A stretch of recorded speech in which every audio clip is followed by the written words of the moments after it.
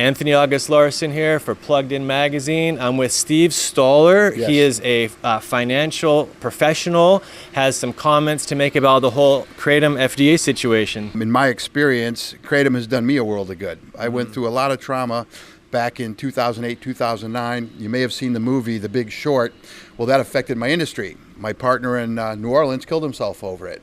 That was where the government colluded with which was Fannie Mae, colluded with the rating agencies, and they hid the fact that Fannie Mae mortgages were cratering, and the banks hid the fact that Fannie Mae was cratering. Okay. And so that dried up all the money to all the projects. We couldn't finish the projects. Investors sued us. Wow. And because of we should have known about it based on what the regulators said, and that was it. So my partner killed himself. I do believe he wouldn't have done that had he had access to kratom. Wow, that's crazy to hear, and I appreciate you telling us that. Could you just give the people a little bit of background to kind of go together with what I saw when I Googled you? Sure. You're all over the place. Like you've done a lot. Like very well known. Maybe you could elaborate a little bit. Sure.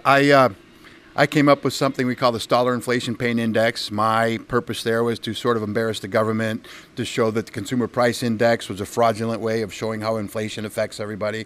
Been in the Wall Street Journal. I was on Fox Business quite often, the CNBC quite often, and a lot of other professional publications. I was a financial advisor. I had my own firm, and we had a nice spin that, in fact, most of the media picked up on the Stahler Inflation Pain Index, so that's how I got invited to all the programs. Okay, and, okay. It was fun. It was a good run until the money ran out. I hear you. Okay, so thank you for explaining that. As a financial professional, could you please explain why it is, in your opinion, that the whole kratom situation with the FDA, really it's all about money, according to what you told me. Could you explain how that works? Sure. You know, back many years ago, when you had millions, you were rich. Then it became billions, and now it's trillions. Nobody's satisfied with the amount of money. No entity, no corporation, no government is satisfied with the amount of money they have. They want more. And when you look at big pharma as an example, let's take the legalization of pot for medicinal purposes. Okay, all of a sudden you find Scott Company. You find a lot of your big chemical companies, Monsanto, now trying to dominate the market. Why? What I anticipate is going to happen is they're gonna wait till it gets well established. The FDA is going to come in the back door. They're going to turn over control to people like Monsanto and Scott. Scott's the fertilizer company. Well, when you take a look at kratom, it's fairly innocuous. In fact, I'd never heard of it before, up until the time that I went through losing my business and I was looking for online ways of reducing my anxiety naturally. Mm-hmm. And I found kratom, and it just has excited me. Mm-hmm. But then as I delved into it, you found out that it's a little more mainstream. Mm. And anytime it becomes mainstream, it gets on the radar screen. Mm-hmm. And anytime it gets on the radar screen, if it's cutting into the profits of big pharma, and it's big enough of a threat, they're going to shut her down. Mm-hmm. So I believe that what they want to do is control kratom or eliminate it. And I myself, if they want to control it by bringing it in and making it legit, that's fine. If they want to control it to keep us from getting it, I'm not. I don't want to have to get a prescription. I know what my body says. I know what my mind says. I don't need someone telling me. I think we're a bunch of zombies anymore. Yeah. Well, it's really refreshing to talk to somebody like yourself, because a lot of people today, like when you tell them, mention like FDA corruption or government corruption. The government is, I'm sorry. I've spent a lot of time in Russia. I love Russia. I love Russian people. I love the culture. But today in the United States, we are no different than the USSR was before the Cold War. Mm-hmm. Where everybody believes that it's okay. There's no corruption, all that stuff. Right. Well, what the USSR had was they had state-owned media. But they had one station that was a dissenting station, but they owned that as well. Mm-hmm. I look at our media situation. There's no question most of the mainstream media is state-owned. But I also think our dissenting, Fox, has become state-owned. I think we are in the business of mind control. I don't believe anything that the media has to say. And we have to inspect what we expect. We have to take a look at sources and go around the mainstream sources of information and find our own. It's unfortunate kratom caught the eye of the regulators. It's sad. Yes, and thank you for explaining that so well. And I think with your credibility, people will feel like they can believe it. And also, based on your experience, just can you comment on how specifically a person who doesn't know anything about this can look at the situation and be like, oh yeah, that makes sense. There is some corruption going on? Well, all you have to do is look at what's happened over the last 9 years in terms of the United States government. As you see the shifting in the fundamental change of the United States, more towards a socialist bent. If you take a look at me personally, the idea of globalization would make sense, letting the small countries prosper as much as the big countries. However, what globalization means in terms of how it's being generated or how it's trying to spread is that it's becoming one world order. Okay, this sounds like some kind of conspiracy theory, but truly, when you have all the countries running the same currency, and what they're trying to do is look towards one country as being, or one government being the government of the world, everyone's going to get in line. So if you just sit back without any cynicism and you just take a look at how things have developed, I mean, we had a Bernie Sanders running, in my opinion, a socialist. Now, my experience in Russia, there is no democratic socialism. It's socialism, period. That means they're going to tell you what to eat, where you're going to eat it, and where you're going to stand in line for clothes. So if you take a look at if you look from JFK to now, and you see the shift, I think you'll get an idea. But a little skepticism and cynicism is probably healthy right about now. Thank you for that. Now, about, if you don't mind, your personal kratom story. You were dealing with pain or anxiety, you said, and the anxiety from the situation. Sure. Elaborate. Yeah, when in 2008, as I said, if you watch the movie The Big Short, I suggest you watch the movie. There's another movie to watch, Banking on Bitcoin, is another great movie, because you'll see specifically, well, if you watch The Big Short, you'll see the government rating agencies, the government and the banks colluded so that nobody understood the impact of the Fannie Mae bonds defaulting. Now, when Fannie Mae bonds are issued and investors invest in Fannie Mae bonds, which are mortgages, they're guaranteed implicitly against default. When they started defaulting, the government's like, oh my God. Now, if you remember the mortgage crisis, people that had no income, people that had no assets were able to buy a house. They were able to get a mortgage. And that fell apart. Sorry. Yeah, stated income, stated assets, and it began to be a problem. So we dealt with entities that developed real estate. We dealt with leases of hard assets, jet engines, freshwater barges, rail cars. And because that's capital intensive, we took a look at the Fannie Mae situation and we're thinking, is that going to affect us? Because if money ran out while we're in the middle of building a project, we couldn't finish the project, everybody would lose money. So we felt that we're going to do okay. We continued with our projects. In terms of leasing, the typical second largest generator of income for a bank is its own leasing portfolio. They lease everything from jet engines to rail cars to you name it. And you as a consumer cannot invest in that portfolio. It's the banks. Okay. So it's safe. It's the sacred cow. And so as we continued getting investors into these two asset classes, we felt fairly confident. We had asset-backed investments, meaning they were collateralized.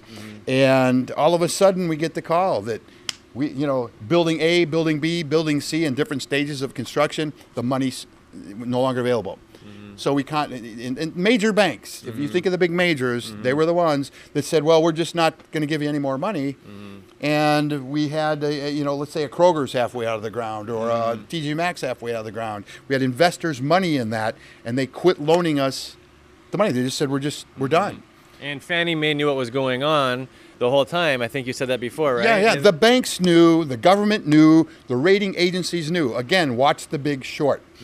So that when that all started happening, it was sort of the domino effect. Eventually, I lost my business. My associate in New Orleans killed himself, and there's thousands of people like me that are now no longer employable because they also put it in your search engines like Google. And it's it's not a government agency, but it's a self-regulatory agency that sort of is on its own, and it does what it wants. And I won't name the agency, but I will say this: they derive their income from fees and fines. So they had every incentive to make sure we were caught doing something wrong. So the money ran out. Our business failed. ton of investors lost money. As you know today, those mortgages that are still being foreclosed on, the banks have yet to write them down. And so that's what happened to me. Anxiety would be inevitable. Anxiety would be inevitable, and I lost sleep. I lost pretty much everything I had. Okay. Kratom came into my life, and instead of getting up in the morning dreading that I'm alive, I started my morning with a little white kratom. Okay. Then in the afternoon, a little green kratom. Okay. And then at night, a little red kratom. And I was able to think through, without my thoughts being muddled with depression and anxiety, There you go. on how to get myself out of it. And There you go. now we've got a very good opportunity that's coming up, and I'm off again. So Good. Kratom saved my life. I know many people I've introduced it to that it saved their life. And stay away from the psychiatrist. When you feel funky, take a little Kratom and get rid of the monkey. Very well put, sir. Thank you. So, if there was anything that you could say to the government officials, or even, we're petitioning Donald Trump. If there was anything you could say, a message you could send to them, what would you say? Mr. Trump, to me, is an awesome individual, and unfortunately, he's getting a lot of bad press. We want to clean the opioid problem here in the country up. Kratom does that. Kratom gets rid of the abuse. Kratom gets people off opioids, as well as alcohol, as well as this chronic anxiety. And if someone could sit down with Donald Trump and explain the benefits of this, and we actually went into these studies and these claims, well, Kratom killed X amount of people, which is the biggest farce on the planet, then I think he is of the mind that he would do what's right. I believe that. So do I, actually. Yeah. Kratom alone hasn't killed any, but Kratom alone, Right. Not one person. Right. Kratom with other pre-existing conditions that were inevitably going to result in unfortunate circumstances. Sure. But they might have been drinking milk at the same time. Did the milk kill them? Yeah, the gluten-free kratom, we have it. And here's the other side of it too: is that we give alcohol a free license. If sororities and fraternities binged kratom instead of binged vodka, they'd be alive. Yep. And they wouldn't even feel rotten the next day. They'd have a good night's sleep. I think we need to stop feeding the beast. The beast is this capital-intensive companies that want to make a profit at every corner. And I think everyone should have an opportunity to bring their products to market. And if one works better than the others, then that's free market. That's capitalism. If my kratom works better for me, then I should be allowed to use it. I think it's, I think it's horrible that we're being forced into what the government says is best for us. I completely agree. Yeah. It's really whoever has access to the larger size leaves, and actually cleans the product, which, that's a whole different subject in itself. But I'm very glad you were able to express that so clearly. I'm pretty sure everybody understood, got the point. What if you're to talk to concerned parents or somebody? What would you tell, First and foremost, how many kids have been diagnosed with ADHD or ADD? Me? Okay. Yeah. Me too. Well, when I was young, I had a genius IQ, and they just thought I was hyperactive. We didn't have any ADD issues back then. We just got a backhand. But I think kids that are depressed, which blows my mind these days, kids with ADD, this would fix them. This and meditation, this and yoga. In fact, a perfect yoga session is a little red kratom and yoga. It's amazing what it does for you. But I think parents, instead of listening to the media and listening to the government, who are always in your pockets, steering you in the direction they want to, they ought to inspect what they expect. They ought to use an open mind and really talk to people who have had experiences like myself. It's amazing. Well, that's why I am so thankful for YouTube today, even though it has been censored. I have had a video deleted by YouTube. Surprising. Yeah, because it spoke very well of kratom, and it got so many views. It actually went viral.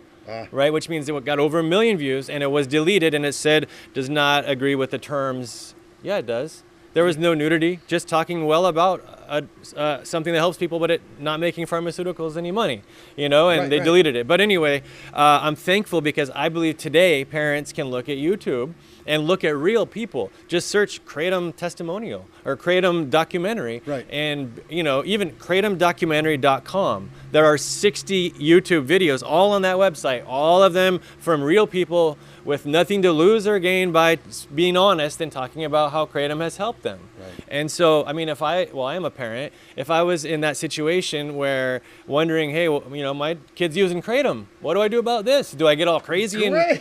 do I get all Good nuts? for that. Do I listen to mainstream, Right. or do I call the cops and ask them about it, or do I just talk to some real people? Contact the real people that have put their personal testimonials. They'll talk to you. Right. You know why? Because I met so many amazing people. You know why? Because they're in this kratom community, because they're thankful. They're very thankful. They tend to be people spiritually connected. Like I said, I started yoga a while ago. I've got a lot of body damage from a lot of things I used to do, and I think yoga was a way of getting me, getting that back, plus getting me focused on the present moment. Mm-hmm. And I just did a little red kratom one day before I went, and I meditate, do a little red kratom, and I meditate, and it's all about being in the present moment. And if you can build those neural pathways, and in my mind, kratom helps you do that, then you're on to a whole nother dimension of thought. Yeah, absolutely. Yeah. Well, good. So we've got everything we need. Is there anything else that you feel like you would want to say to the people? Yeah, first and foremost, thank God for people like you, because the story has to get out there. We have to stop this government intrusion. And secondly, so what's plugged in? Okay.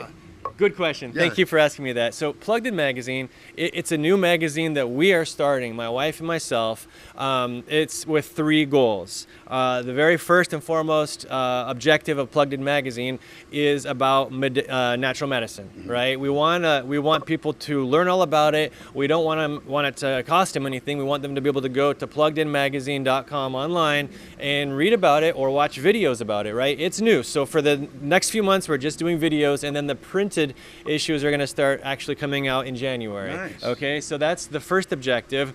We also have a real heart to combat human trafficking in Texas. Beautiful. You know what? That is awesome. Yeah, so I mean, unfortunately, since the penalties for being caught with narcotics have gone up, and the penalties for being caught trafficking children or women have not, and they're just so drug dealers are literally, and mafia personnel Sure. are taking the logical, obvious choice. Well, gee, if I go to jail for drugs, but I just get a slap on the wrist for stealing some kids, I'll steal kids.